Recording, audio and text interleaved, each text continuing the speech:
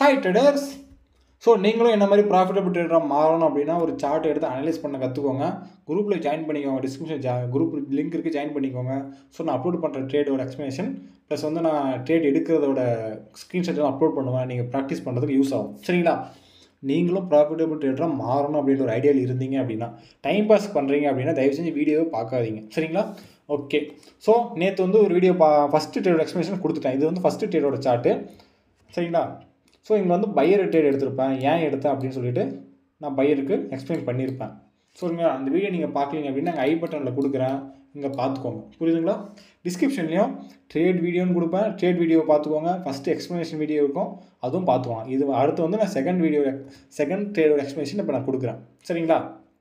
Okay. இப்போது first நான் எடுத்தேன். இது பையர் கேண்டில். ஸோ இவ்வளோ தூரம் பையர் வந்திருப்பான். புரியுதுங்களா? இங்கே பையர் வந்திருப்பான். நான் அடுத்த ட்ரேட் என்ன பண்ணேன்னு பார்த்தீங்கன்னா இங்கே செல்லருக்கு ட்ரேட் எடுத்தேன். சரிங்களா? அது ஏன் எடுத்தேன் அப்படின்னு சொல்கிறேன் பாருங்கள். சரிங்களா? 1 செகண்ட். ஃபஸ்ட்டு ட்ரேடு இது நான் என்ன கொடுத்தேன், பையருக்கு கொடுத்தேன். ஓகேவா? ஓகே.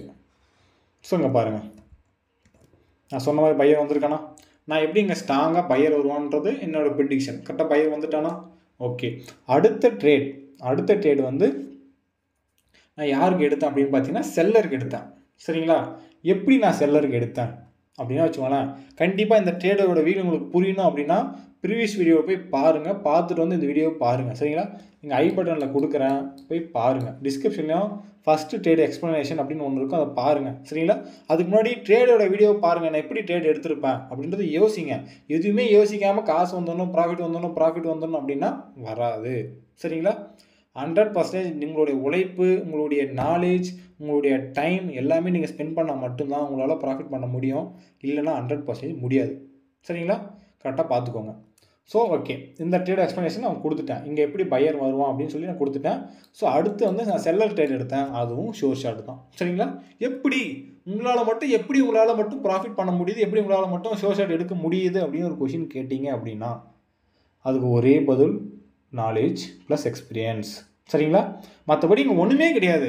என்னுடைய ஹார்ட் ஒர்க்கை போட்டு என்னுடைய டைமை ஸ்பெண்ட் பண்ணி நான் எப்படி ஒரு மார்க்கெட்டை அனலைஸ் பண்ண கற்றுக்கிட்டேன் அப்படின்னா அதோட என்னுடைய நாலேஜ் மட்டும்தான். சரிங்களா? நீங்களும் ப்ராப்பராக லேர்ன் பண்ணணும். எனக்கு எதுவுமே தெரியாது, நானும் அடிமட்டத்துலேருந்து வரேன் அப்படின்னு சொல்லிட்டு நீங்கள் நினச்சிங்க அப்படின்னா, என்ன மாதிரி ப்ராஃபிட்டபிள் ட்ரேடராக மாறணும் அப்படின்னு நினச்சிங்கன்னா டிஸ்கிரிப்ஷன் லிங்க் இருக்குது, ஜாயின் பண்ணிக்கோங்க. ப்ராப்பராக லேர்ன் பண்ணுங்கள். சரிங்களா? லேர்ன் பண்ணாமல் உங்களால் ப்ராஃபிட் பண்ண முடியாது. சரிங்களா? ஓகே. அடுத்து நான் சொல்கிறேன் பாருங்கள், எப்படி நான் செல்லர் ட்ரேட் எடுத்தேன். ஸோ இதுக்கு முன்னாடி இங்கே எப்படி இந்த லெவலில் எப்படி பையர் வந்தான் அப்படின்னு சொல்லிட்டு நான் ட்ரேட் எடுத்துட்டேன். சரிங்களா? சொல்லிவிட்டு எக்ஸ்ப்ளனேஷன் கொடுத்துட்டேன். ஸோ சிம்பிளாக சொல்கிறேன் பாருங்கள். இந்த இடத்துல டபுள் பாட்டம் ஃபாலோ பண்ணியிருக்கான், அதே மாதிரி இந்த இடத்துல டபுள் டாப் ஃபாலோ பண்ணியிருக்கான். சரிங்களா? ஸோ இங்கேருந்து பையர் வருவான், அது எக்ஸ்ப்ளனேஷன் கொடுத்துட்டேன். சரிங்களா? ஓகே. இப்போ அடுத்து நான் எப்படி இங்கே செல்லருக்கு ட்ரேட் எடுத்தேன் அப்படின்னா வச்சுக்கோங்களேன், நான் ஆல்ரெடி உங்களுக்கு சொன்னது தான். இந்த லெவலில் அந்த வீடியோவில் சொல்லியிருப்பேன், ட்ரேடு ஃபஸ்ட் எக்ஸ்ப்ளனேஷன் சொல்லியிருப்பேன். இந்த லெவலில் செல்லர் இருக்கான், அதே மாதிரி இந்த லெவலில் பையர் இருக்கான், அப்படின்னு நான் சொன்னேன். சரிங்களா? அதை வச்சு மட்டும்தான் நான் ட்ரேட் எடுத்தது. இந்த லெவலில் செல்லர் இருக்கான், ஏன்னா இங்கே எவ்வளோ பெரிய செல்லர் வந்திருக்கான். இங்கே எவ்வளோ பையர் இன்ட்ரெஸ்ட் இருந்தாலும் ஆனால் செல்லர் தான் ஸ்ட்ராங்காக இருக்கான். சரிங்களா? செல்லர் ஸ்ட்ராங்காக இருக்கான். ஓகே. இதை மட்டுமே ட்ரேட் எடுத்தேன்னா அப்படின்னா அது கிடையாது. சரிங்களா? இங்கே டபுள் பாட்டம் எப்படி ஃபாலோ பண்ணானோ அதே மாதிரி இங்கே டபுள் டாப் ஃபாலோ பண்ணியிருக்கான். அந்த டபுள் டாப் யார் ஃபாலோ பண்ணது அப்படின்னு பார்த்தீங்கன்னா ஒரு செல்லர் பேட்டர்ன் ஃபாலோ பண்ணுறான் அப்படின்னா அந்த பேட்டர்னுக்கு உண்டான பவர் அவங்ககிட்ட இருக்கான்றது நம்ம புரிஞ்சுக்கணும். சார்ட்டை புரிஞ்சுக்கணும். அது எதுவுமே புரிஞ்சுக்காமல் நம்ம ட்ரேட் எடுத்தோம் அப்படின்னா 100% லாஸில் தான் இருப்போம். சரிங்களா? இந்த ஸ்பின்னிங் டாப் கேண்டிலை வச்சு இங்கே பையருக்கு ட்ரேட் எடுத்தேன். சரிங்களா? இங்கே எப்படி செல்லர் ட்ரேட் எடுத்தேன் அப்படின்னு பார்த்தீங்கன்னா அதே ஸ்பின்னிங் டாப் கேண்டிலில் செல்லரோட பவரை வச்சு நான் செல்லர் ட்ரேட் எடுத்தேன். நான் ஆல்ரெடி சொல்லியிருப்பேன், ஸ்பின்னிங் டாப் கேண்டிலை பொறுத்த வரைக்கும் பையரும் செல்லரும் ஃபைட் பண்ணுவான். அதில் யார் ஃபார்ம் பண்ணியிருக்கான்றது அவன் தான் ஸ்ட்ராங்காக இருப்பான். ஆனால் அதில் இன்னொரு விஷயம் என்னென்னா அவனும் ஆப்போசிட் பார்ட்டி ஸ்ட்ராங்காக தானே இருப்பான். ரிஜிஸ்ட்ரேஷன் கொடுத்துருக்கான் இல்லைங்களா? ஸோ கண்டிப்பாக அவங்க தர செல்லரை ஆக்டிவாக இருக்கும். இந்த லெவல்லே செல்லர் ஆக்டிவாக இருக்கான். ஸோ திரும்ப இந்த லெவல் செல்லர் ரிஜெக்ஷன் கொடுத்துருக்கான். ஸோ ஆக்டிவாக இருக்கான். அதனால் இங்கே செல்லருக்கு ட்ரேட் எடுத்தேன். புரியுதுங்களா? இது சிம்பிள் தான். எப்படின்னா இந்த ஃபஸ்ட்டு ட்ரேடு எடுத்த எக்ஸ்ப்ளனேஷன் உங்களுக்கு புரிஞ்சிருச்சு அப்படின்னா இந்த ட்ரேடு உங்களுக்கு ஈஸி. ஃபஸ்ட்டு ட்ரேடே நீங்கள் பார்க்கல, எப்போ தான் இந்த வீடியோ பார்க்குறீங்க அப்படின்னா இது உங்களுக்கு புரியாது. அதுக்கு தான் சொல்கிறேன், ஃபஸ்ட்டு வீடியோவை போய் பார்த்துட்டு வந்து இந்த வீடியோவை பாருங்கள். அப்போ தான் புரியும், இல்லைன்னா புரியாது. ஒரு சார்ட்டை எடுத்துக்கிட்டிங்கன்னா எப்படி பார்க்குறீங்க, உங்களுடைய மைண்ட் செட் எப்படி இருக்குது, அந்த சார்ட்டை எப்படி நீங்கள் பார்க்குறீங்க, அந்த சார்ட்டில் என்ன நடக்குது அப்படின்றத கண்டிப்பாக நீங்கள் புரிஞ்சுக்கணும். எதுவுமே புரியாமல் உள்ளே வந்தீங்க அப்படின்னா 100% லாஸில் தான் இருப்பீங்க. சரிங்களா? அதை தெளிவாக மைண்டில் வச்சுக்கோங்க. நாலேஜ் இல்லாமல் இங்கே ப்ராஃபிட் பண்ணதா சரித்திரமே கிடையாது. சரிங்களா? ஸோ ப்ராப்பராக லேர்ன் பண்ணுங்கள். லேர்ன் பண்ணாட்டா மட்டுமே உங்களால் ப்ராஃபிட் பண்ண முடியுமா அப்படின்ற ஒரு கொஷின் உங்களுக்கு வரும். கண்டிப்பாக முடியாது. அது 100% சரிங்களா? நீங்கள் உங்கள் டைமை இன்வெஸ்ட்மெண்ட் பண்ணி ப்ராக்டிஸ் பண்ணணும். ப்ராக்டிஸ் பண்ணாமல் உங்களால் ப்ராஃபிட் பண்ண முடியாது. ப்ராக்டிஸ் ஏன் பண்ணணும்? நீங்கள் தான் சொல்லி கொடுத்துட்டீங்களே, அதை வச்சு ப்ராஃபிட் பண்ண முடியாது அப்படின்னு கேட்டிங்கன்னா, நான் சொல்லி கொடுத்துட்டேன்.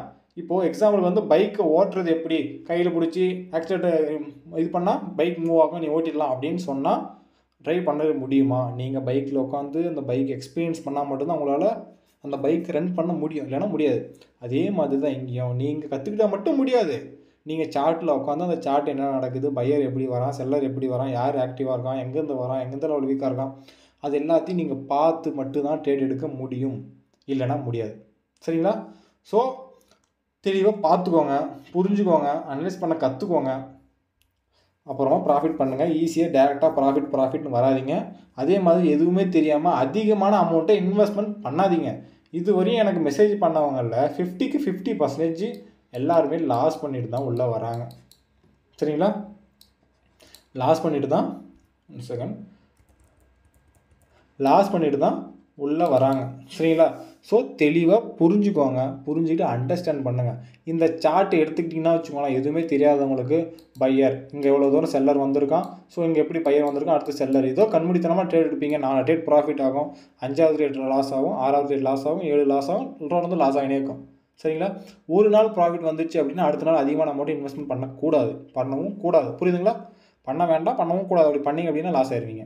சரிங்களா? பயம் அதிகமாகிடுச்சு அப்படின்னா லாஸ் ஆகிடுவீங்க. சரிங்களா? தெளிவாக பார்த்துக்கோங்க, புரிஞ்சுக்கோங்க, பொழைச்சிக்கோங்க. புரியுதுங்களா? ஓகே, தெளிவாக உங்களுக்கு புரிஞ்சிருக்கும் அப்படின்னு நினைக்கிறேன். ஸோ இதோட அடுத்து 3வது எக்ஸ்ப்ளனேஷன் அடுத்த வீடியோவில் கொடுக்குறேன். சரிங்களா?